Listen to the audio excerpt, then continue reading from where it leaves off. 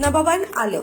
आलं हा ऍसिडिटीवरील सर्वात उत्तम उपाय असून आलं ठेचून किंवा खिसून त्यामध्ये मीठ घालून ते कच्चं खावं. आलं थोडं तिखट असल्याने यामध्ये थोडी साखर घातली तरी चालते. यामुळे ऍसिडिटी कमी होण्यामध्ये मदत मिळते. नंबर 2 आवळा. आवळा हा अनेक समस्यांवरील रामबाण उपाय असून ऍसिडिटी झाल्यावर आवर्जून आपण मोर आवळा, आवळा कॅन्डी, आवळा सरबत असं काही ना काही घ्यायला हवं. हल्ली बाजारात सुद्धा आवळा कॅन्डी किंवा मोर आवळा अगदी सहजपणे उपलब्ध असतो. त्यामुळे आपल्याला ऍसिडिटीचा त्रास असेल तर हे नियमितपणे खायला हवं. नंबर 3 दूध किंवा आईस्क्रीम. गार दूध किंवा आईस्क्रीम खाल्ल्यामुळे शरीरातील खवळलेलं पित्त कमी होण्यामध्ये मदत होते. शरीराला थंडावा मिळाल्याने ऍसिडिटीमुळे होणारी मळमळ, उलट्या कमी होतात. दूध घरात सहज उपलब्ध असतं. तसंच आपण बाहेर असू तर उन्हाळ्याच्या दिवसात एखादा आईस्क्रीम सुद्धा आपण खाऊ शकतो.